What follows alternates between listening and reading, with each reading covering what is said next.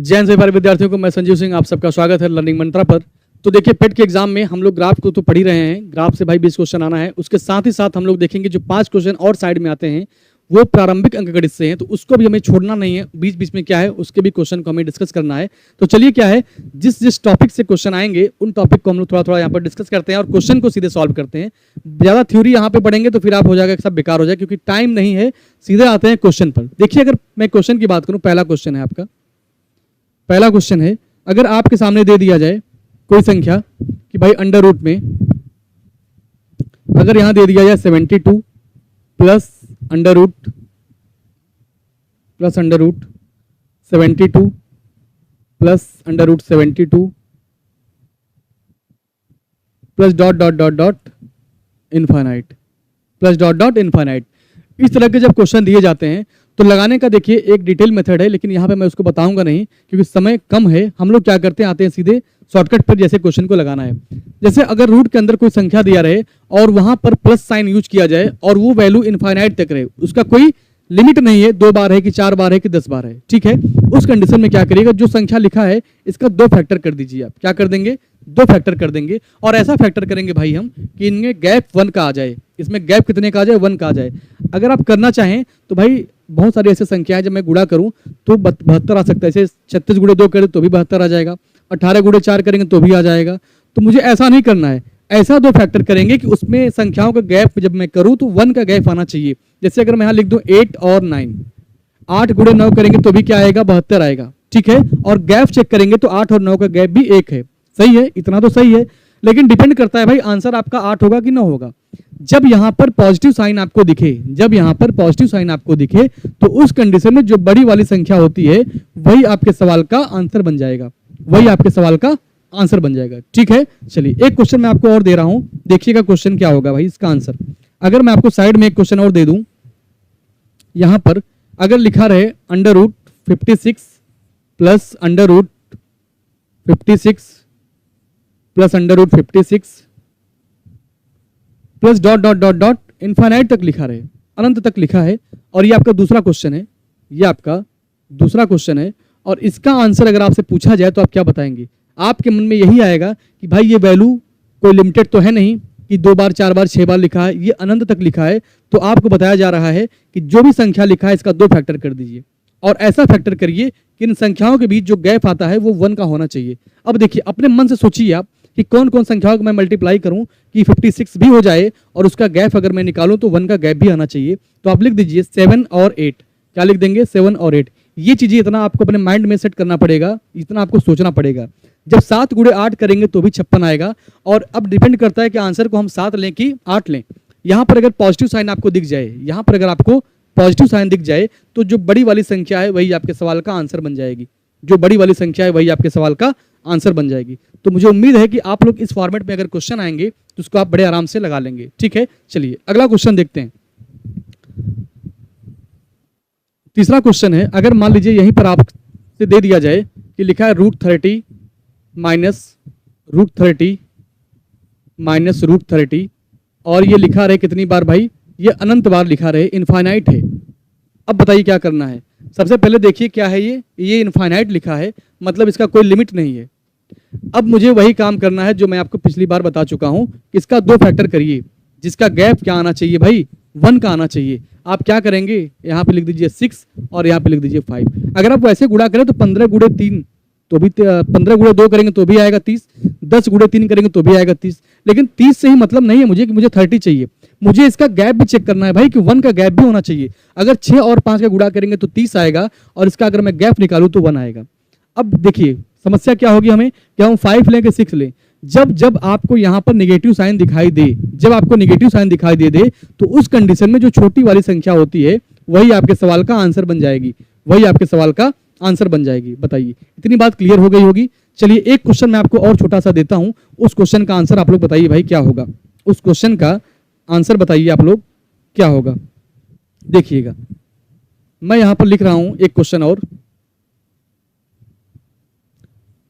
42 minus under root 42 minus dot dot dot dot infinite. मैं इस तरह से लिख दिया। अब बताइए क्या करना है। अब मुझे इसका फैक्टर करना पड़ेगा, कर दीजिए फैक्टर।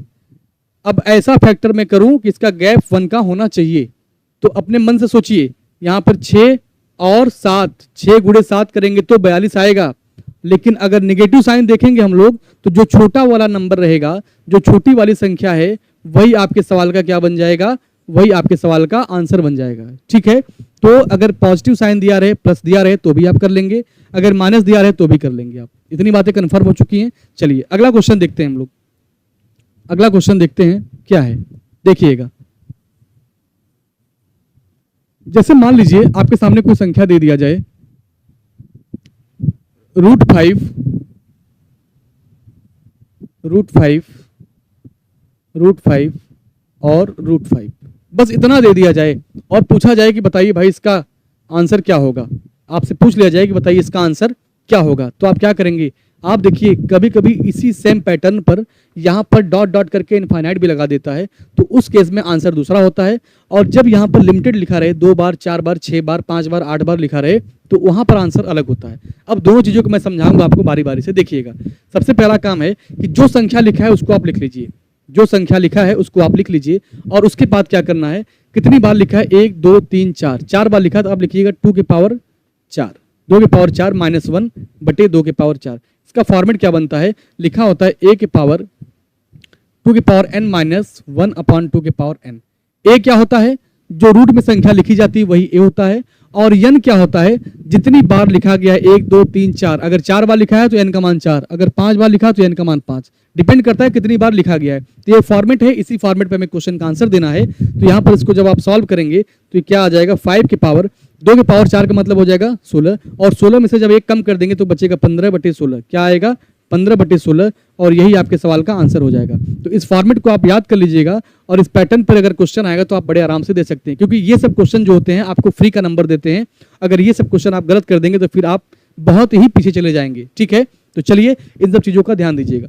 तो लगा लेंगे इस पैटर्न पर अगर क्वेश्चन आएगा तो। अगला क्वेश्चन देखते हैं हम लोग। अगर मान लीजिए इसी पैटर्न पर दे दिया जाए अगला क्वेश्चन, और वो इनफाइनाइट तक दे दिया जाए, जैसे लिखा रहा है √3, क्या लिखा रहा है भाई, √3, और ये कितनी बार लिखा है, ये डॉट डॉट करके इनफाइनाइट दे दिया। यहाँ पर सिंबल मल्टीप्लाई का है, यहाँ पर सिंबल क्या है, मल्टीप्लाई का सिंबल है। तो जब कभी भी ये वैल्यू दिया जाए तो एक बात बताइएगा, एक बात बताइए, क्या ये चीज़ बार बार रिपीट नहीं कर रहा है, बिल्कुल कर रहा है, क्योंकि ये चीज रुकने का नाम ही नहीं ले रहा है। एक बार लिखेंगे, 2 बार लिखेंगे, 10 बार लिखेंगे, ये रुकने का नाम ही नहीं ले रहा है, फिर ये डॉट डॉट करके इनफाइनाइट आएगा ही आएगा। तो हम क्या करते हैं, इसको x मान लेते हैं, इसको क्या करते हैं, x मान लेते हैं। अगर इसको x मानेंगे तो पूरी वैल्यू भी तो x के बराबर हो जाएगी। तो आप क्या लिखेंगे, x = √3 × x। अब यहाँ पे क्या कर देंगे, आप दोनों पक्षों का वर्ग कर देंगे, क्या कर देंगे, दोनों पक्षों का वर्ग कर देंगे। और जब इसका वर्ग करेंगे तो हो जाएगा x² रूट हट जाएगा, यहाँ से क्या आएगा 3 × x, x से स्क्वायर कैंसिल, x बराबर क्या आ गया, x बराबर आ गया आपका 3, x बराबर क्या आ गया आपका 3। आई बात समझ में। तो जब कभी भी यहाँ पर मल्टीप्लाई का सिंबल रहे और ये डॉट डॉट करके इनफाइनाइट तक दिया रहे, तो अपने दिमाग में इस चीज को आज भर लीजिए कि जो संख्या लिखा है वही आपके सवाल का आंसर, जो संख्या लिखा है वही आपके सवाल का आंसर। ठीक है, चलिए अब अगला क्वेश्चन देखते हैं। अगला क्वेश्चन देखिएगा, अगर दे दिया जाए √7 plus √7 plus √7 plus dot dot dot dot infinite, सही है, बिल्कुल। अब यहीं पर अभी हम पिछली बार जो सवाल लगाए थे तो वहां पर इसका फैक्टर हो रहा था, लेकिन इसमें फैक्टर नहीं हो रहा है। तो आप इंटर में पढ़े होंगे, आप इंटर में पढ़े होंगे, जब कभी भी क्वेश्चन का आंसर हम लोग इक्वेशन जब सॉल्व नहीं कर पाते थे तो एक फॉर्मूला था श्रीधराचार्य नियम। श्रीधराचार्य नियम क्या था भाई, ध्यान से देखिएगा, -b plus minus √b² -4ac upon 2a। इसी के, ये 9 नहीं लिखा है, a लिखा है, ठीक है, ध्यान दीजिएगा। तो इसी के फॉर्मेट पर हम क्या करते थे, आंसर देते थे, किसका, जिसका फैक्टर हम लोग नहीं कर पाते थे, जिस इक्वेशन का हम लोग सॉल्व नहीं कर पाते थे। अब सेम उसी तरीके से यहां पर भी क्या 7 का फैक्टर नहीं कर पाएंगे, तो एक इसका शॉर्टकट होता है √4a + 1 + 1/2 + 1/2। अब यहां पर ध्यान से देखिएगा, जो a का मान है, जो ए का मान है, जो अंदर लिखी गई संख्या है, वही ए का मान है। वही क्या है?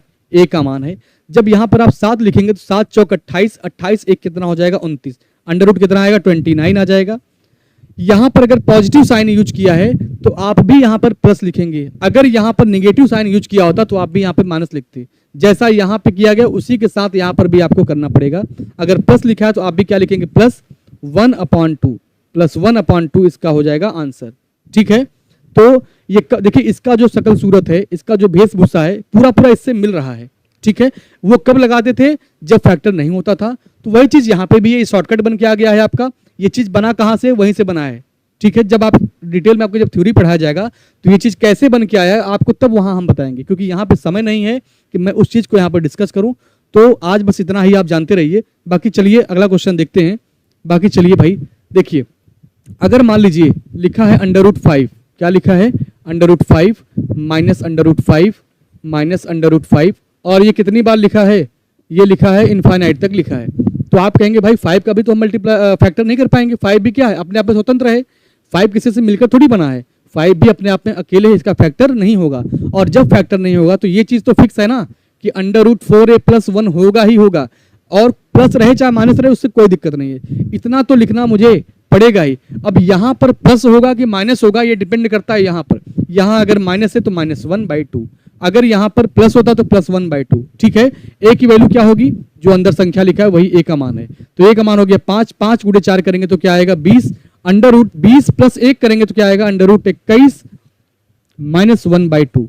ये हो जाएगा आपके सवाल का आंसर। यही क्या आ जाएगा आपके सवाल का आंसर। ठीक है, तो लगा लेंगे इस तरह के क्वेश्चन को आप बड़े आराम से, कोई दिक्कत नहीं है। देखिए एग्जाम नजदीक है, बस आप उतनी ही चीजों को जानिए जो आपकी जरूरत है।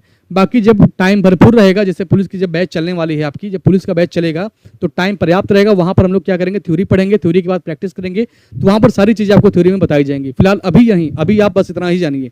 देखिए मैं आपको एक इंपॉर्टेंट चीज बता रहा हूँ, ये अपने कॉपी में नोट कर लीजिएगा। कभी कभी क्या अक्सर लोग गलती कर देते हैं।